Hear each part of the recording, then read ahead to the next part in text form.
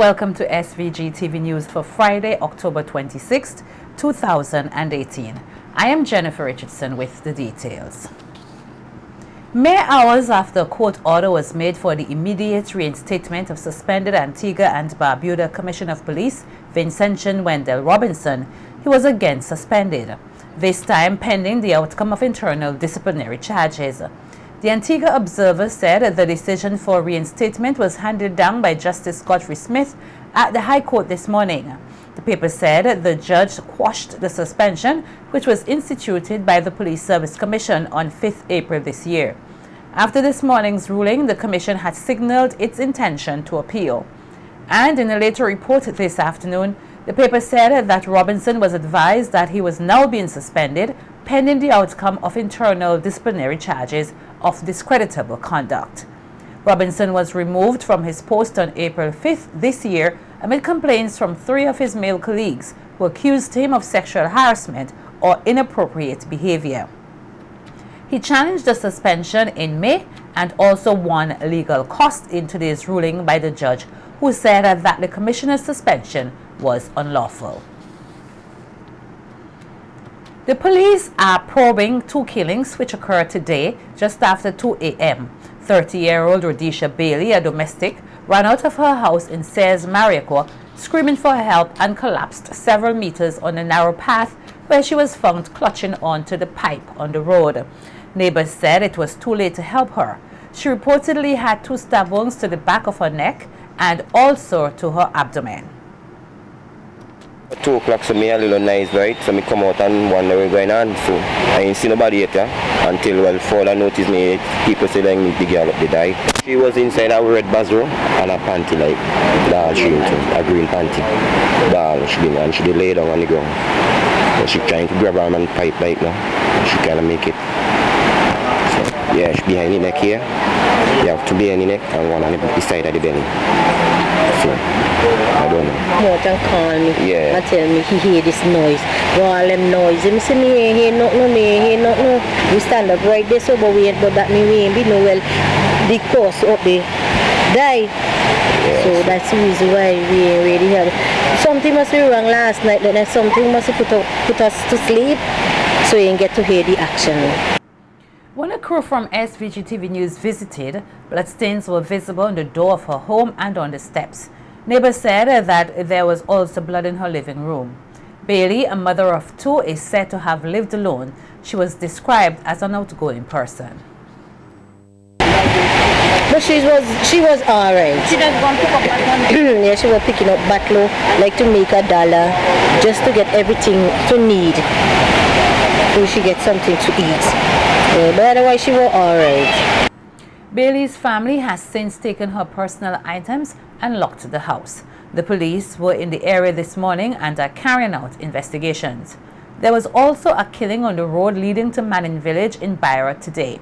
Dead is Gregory Morris, a 56-year-old laborer. Police say Morris sustained multiple chop wounds about his body. 1 person is in custody assisting the police with their investigations.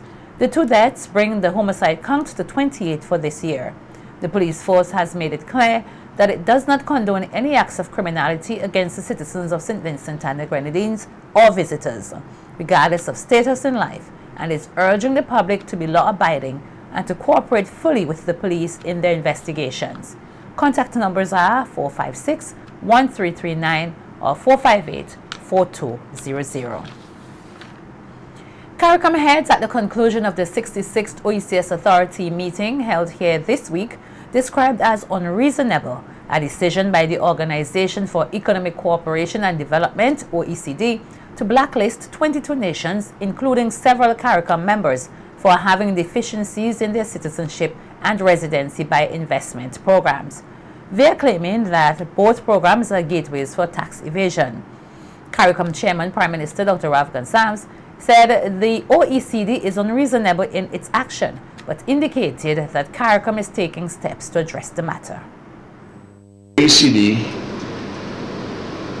took the view that these programs have a potential risk for the Common Reporting Standards, CRS, and which opens the way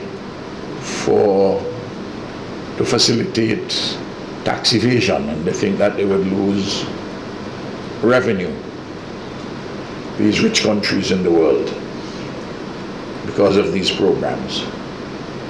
Well, we had a long discussion, and all the arguments are being marshaled to make sure that we take aggressive steps to show the unreasonableness of the OECD position, and at the same time the countries themselves undertake to look to see areas in their citizenship by investment, resident by investment program, where there are areas in which there may be any limitations, where those can be strengthened. Guyana and Barbados are the two regional countries that have booths at the Everything Vinci Plus Expo, while buyers have come in from Antigua and Barbuda and Trinidad and Tobago. The lone international booth is from Taiwan. SVG-TV News spoke with exhibitors from Guyana and Barbados who said they are pleased to be part of the exhibition. It's Marcia Gonzalez, and I'm from Guyana, and I'm happy to be here, and I sell cassava products. I brought cassava bread, casrip, crabwood oil from Guyana, and so far it has been going very well, thank God, and all of the casrip that I brought sold out yesterday, so I only have cassava bread left back here to sell, and it has been very good for me. Licensed virgin scented coconut oil. It is oil, but the oil has great benefits because, for instance, I use it in my hair. I brush my teeth with coconut oil because it improves your dental health.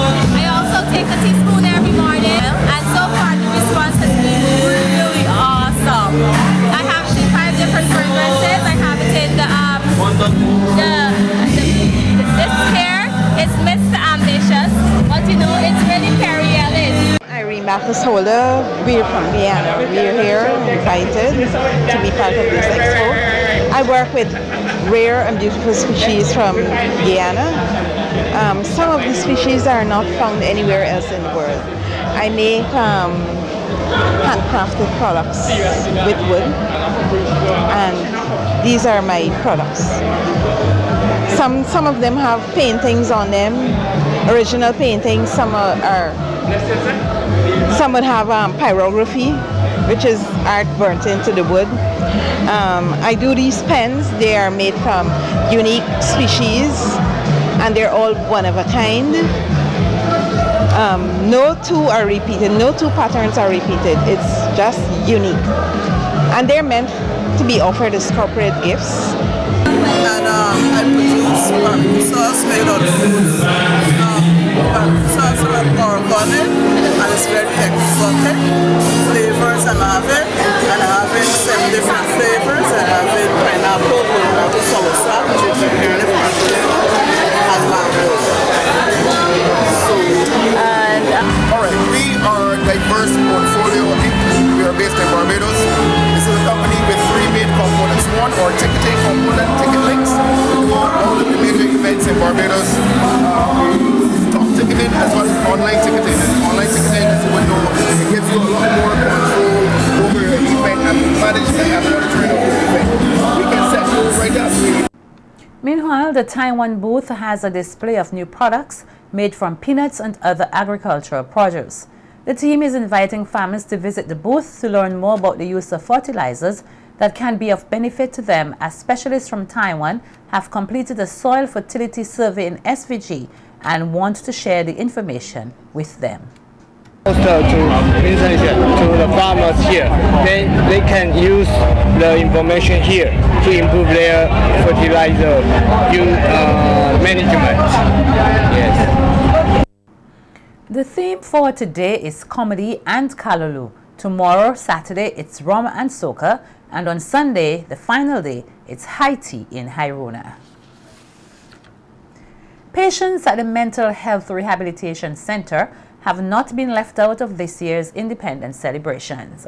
Staff and inmates were engaged in a range of activities today, including a mini fashion show in celebration of the national colors, as well as a quiz on issues relating to SVG. Departmental Manager Karen Gilgius said the mentally ill are also Vincentians and should be able to celebrate this country's independence. She deemed today's activity a success from a mental health standpoint, as many of the patients enjoy the camaraderie and the knowledge on everything Vinci. She was, however, disappointed with the low turnout from the public and in particular family members of patients.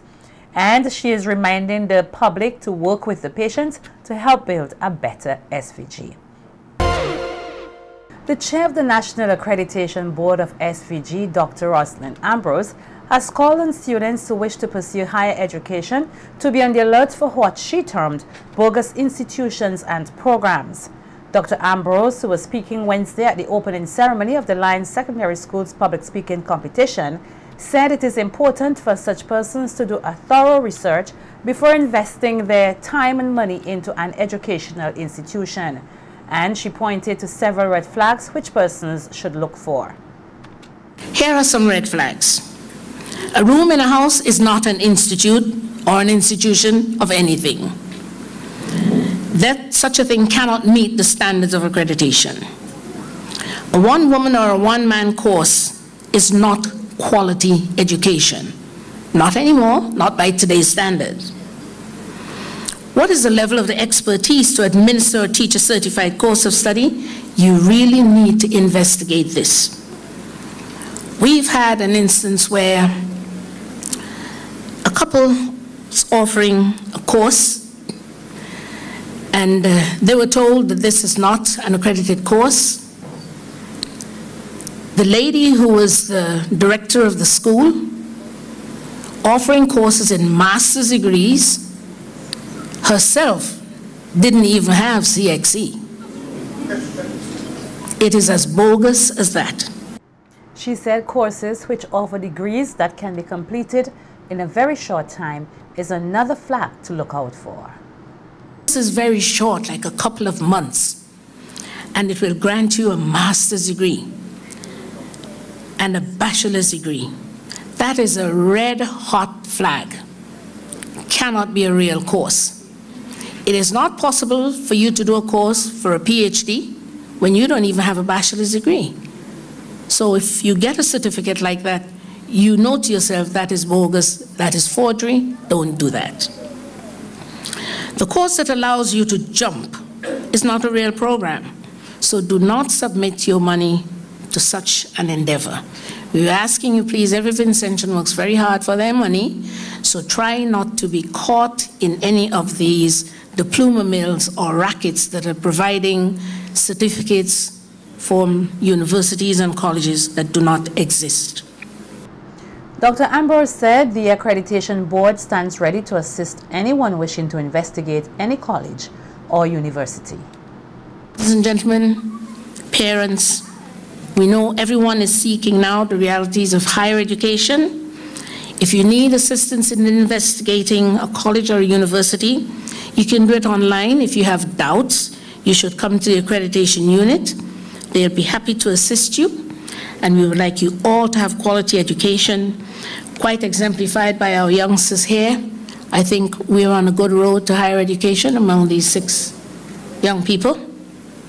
And we really wish that you would pay attention to the allure of quick higher education from institutions with bogus claims.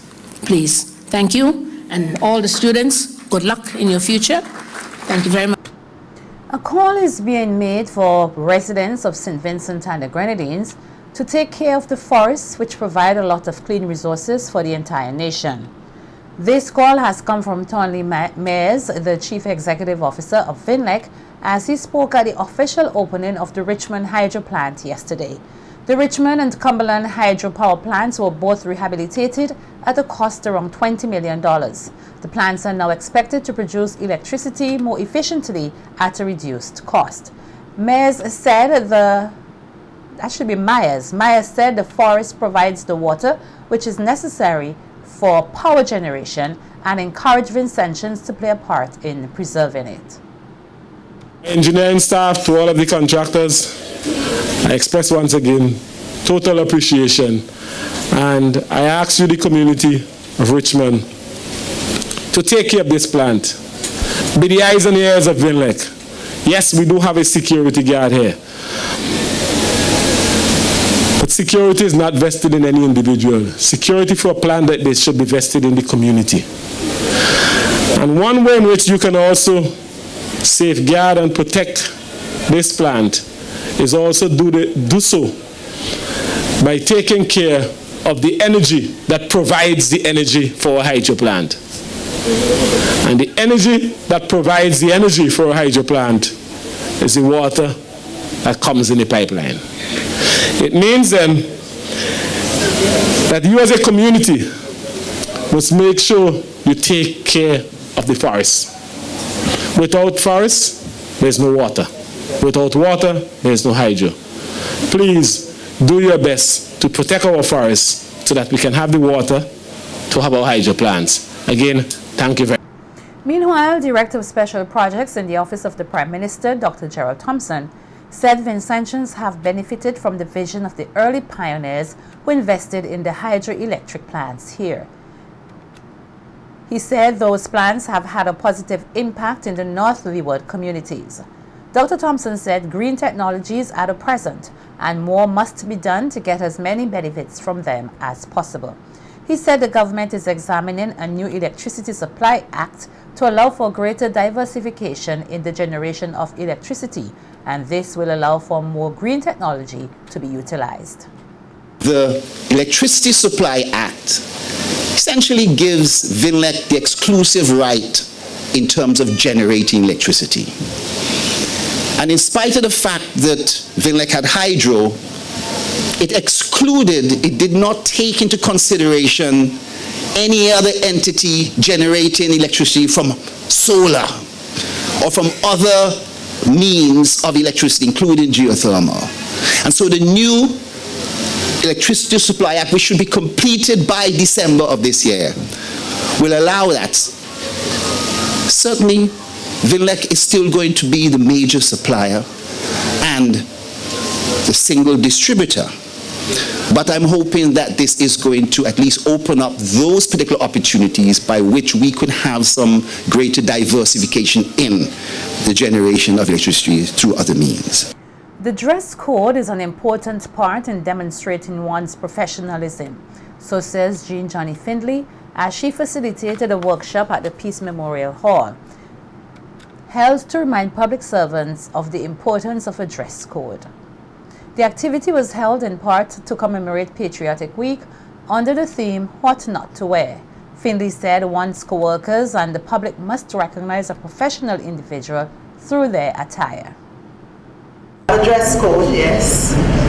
But I don't know if you really showed up for the job you were paid to do for the day, or if you dress because you are going out later to a party, or if you're going to church, or where you're going. Right? And it's not about, as I say, it's not a Fimba story. It's a reality story that you need to know. Your boss needs to know, you need to know, I am coming to work. Sometimes when you look at some persons, what duties are they performing? Are you there for the customers or your fellow co-workers to come in and, in a sense, unfortunately, lust on you? What do they see when what would somebody see when they come in to work with you? Are they seeing a professional person or a potential person for a date? And when you're dressing, what message are you sending? Findley said along with looking professional, one must be comfortable with what they wear, and it is important for persons to plan their outfits based on the expected work environment. That is why I'm not sure how many persons plan their outfits ahead of time. Sometimes I know people would say, this is my wardrobe for the week. Unfortunately, most of you do not have a uniform. So if you have a uniform, it's easy. You know, this is down the line. But if you have to be choosing your clothing, you should look at your clothes before. make sure you know this is what I'm wearing. This suits this work for today. This is it for the week. It's not like in some cases you have a dress down Friday. In some departments I know they have dress down Fridays. And even that, I know the department heads and the PSA have to really look into how we're going with that.